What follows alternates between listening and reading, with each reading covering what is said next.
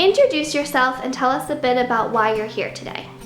I'm Hannah Parker, the other half of Sisters Homesteading, and I'm here to just share a little bit of our journey building Parker's Place into a mini homestead and kind of where we started and where we hope to go. Tell us a bit about what brought you to Parker's Place and how that venture began. So March of 2020, my now husband Noah and I started searching for a home. My mother's a real estate broker, so she was able to help us find some places. We looked at just a couple, but none of them had what we needed. We had a small budget and really needed a place that could house the horses and kind of get us started from there. So we found this place, which is a small ranch on just under 4 acres of land, and it started a bidding war. I think there was 2 or 3 other people that were bidding against this with us, and we ultimately ended up bidding the highest and getting the house. And it was all wooded, so we had to clear about 1 acre of land for the horses. So knowing that, after we signed the papers to buy the house, we directly went from there to the shop and bought a chainsaw. And my husband had never even run a chainsaw before, or at least not much. I don't know if he's ever had touched one, but at least not much. And so we started out not knowing what we were doing, but bound and determined to make this place work, because the options on the market were very limited. With it being March of 2020, COVID was just getting started, and there was very few houses on the market, and everything was very expensive, and it's only gotten worse from there. So we feel very thankful to have bought this when we did. But after that, I think within that same week that we bought this, the governor shut down the state. So we just squeaked by with signing those papers in time. So anyway, we brought the chainsaw home and got started right away in the spring and worked clearing that acre of land until October, when we were able to move the horses here. In the meantime, my horses were staying at my parents' house where they had been. And so we moved them here in October. After clearing 1 acre of land, we had lots of friends and family come and help us haul trees and burn brush. We had a local earthwork guy bring his excavator and all the equipment here, dig up some stumps, some rocks. There are some rocks that are too big to move, they're like the size of my car, but those stayed, those are fine. And so we got the land cleared out, and then me and my husband, and mostly my dad, built the run-in shed for them so they would have shelter. And we got them here basically right before snowfall. I think it started snowing the next week. So that was a super big blessing that we were able to get that finished up.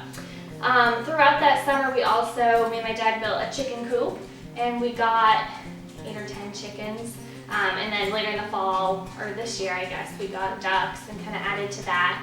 What else did we do? We started this past spring earthwork for the garage, and we have the cement pad poured, and we're just waiting for the builders to come.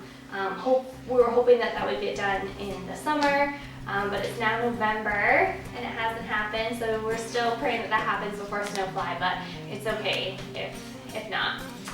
We also got some raised beds and started those. Definitely need to do some tweaking with that. They weren't in the best spot. Like I said, we're very wooded here, so we had just a little lawn that we put them in, but the trees around it cast too much shade. So it wasn't super successful, but we did get it started there. And I think next week we're going to do a little bit more work on that and add to those gardens. So that's what we've kind of started so far. And what was your main motivation to begin homesteading and starting this lifestyle? There is a lot of little things. I think buying this house in the middle of the pandemic made us realize that we're very dependent on our food system, and that wasn't a great feeling. So to be able to be more self-sufficient, and I think the biggest thing for me was that both Sarah and I, about 2 years ago, the fall of 2 years ago, we both got really sick, and we found that the best way to heal our bodies from that was the food that we ate. We did have, medication, which we're very thankful for, a lot of supplements through our naturopathic doctor, and the biggest thing that was changing our diet and changing our lifestyle. I mean, a big thing for me was you need to reduce stress.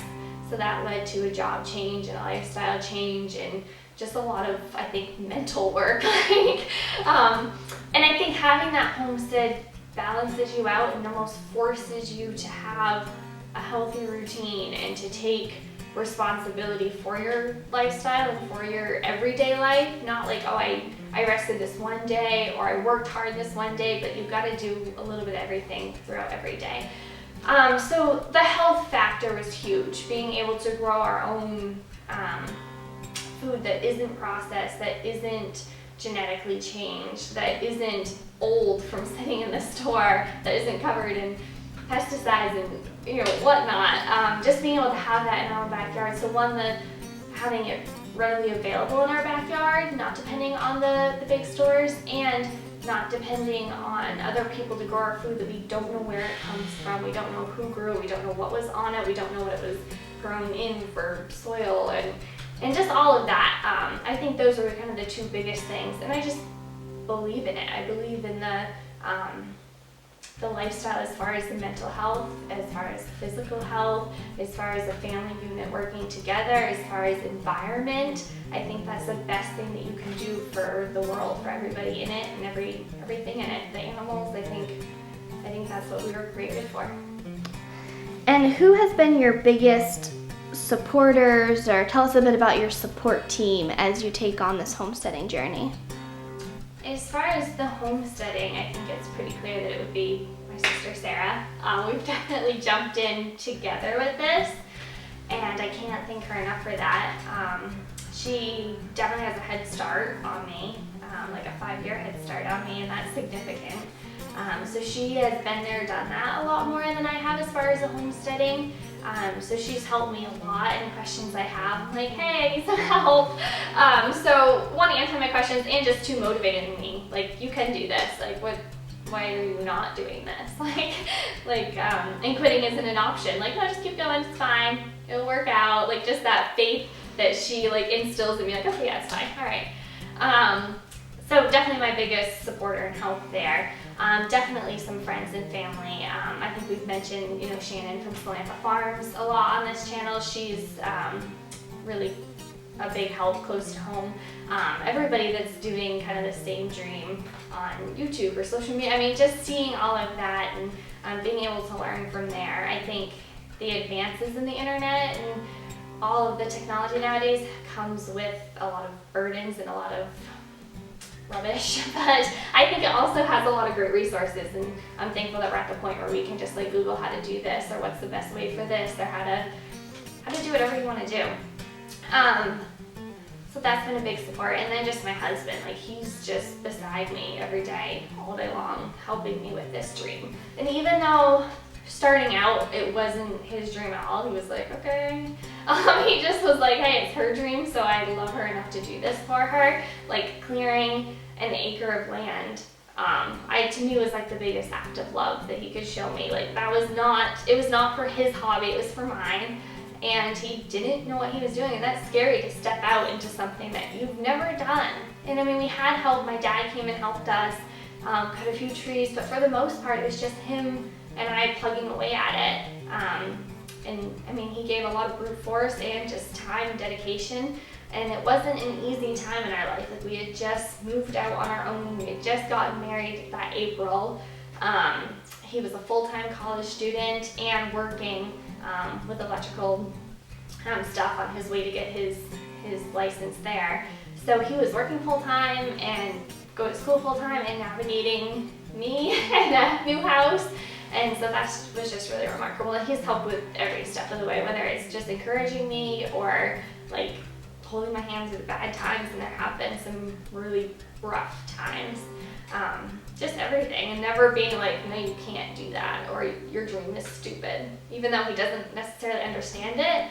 And it's been fun to watch him start to understand the why. He now, I think, is starting to fall in love with it as well, and that's fun to watch. Tell us a bit about some of your plans for the future, and what are you most excited about as you head into the next few years of homesteading? So we're super excited about this upcoming spring with the pigs coming. I think we're only going to get 2 just to get started with, but we've built their shelter, and then in the spring we'll put up the fencing. And I think we'll get them end of May. I think that's the plan. So that's super exciting. And then still waiting for the garage. That will be up as soon as it can be up. Hopefully before the winter. If not, hoping for early spring. So those are the two big projects that we know. Also, how I mentioned, we're starting another garden this fall, so that we'll be planting and kind of starting that fresh, building that up, starting in the spring and throughout the summer. Lots of small projects, lots of little goals, but I think those are kind of the big ones that we have in the way. We're kind of planning on it. What is your goal for Sisters Homesteading? As far as the blog and social media aspect of it, I hope that it grows. I hope that people are interested in what we're doing and that they want to learn, and that we're able to share with everybody and kind of give back to the community that gave so much to us. We've had so many resources that we've had access to and that have helped us, because we need that. And I hope that I can be that to somebody else. That would bring me a lot of joy to be able to help in that way. And I think it's just a great platform to be able to share our faith on without being overbearing, but to still be honest and true and raw about why we do what we do, and who enables us to do that. I mean, we would be nowhere without our faith and without the help of God to do what we're setting out to do. So I think being able to share that with a world that needs that so much. In the homesteading as a lifestyle, I wish everybody could have a piece of that for their health, whether it's physical health, mental health, for the family lifestyle. I think that would be crucial for everybody. But even if it's not that, just going after what you feel is best for you and your family, and knowing that there are resources out there and that it doesn't have to be perfect or look good or be easy, because it's not, but that it is possible. So thank you for watching today. Stay tuned for more videos, and we'll see you then. Thank you.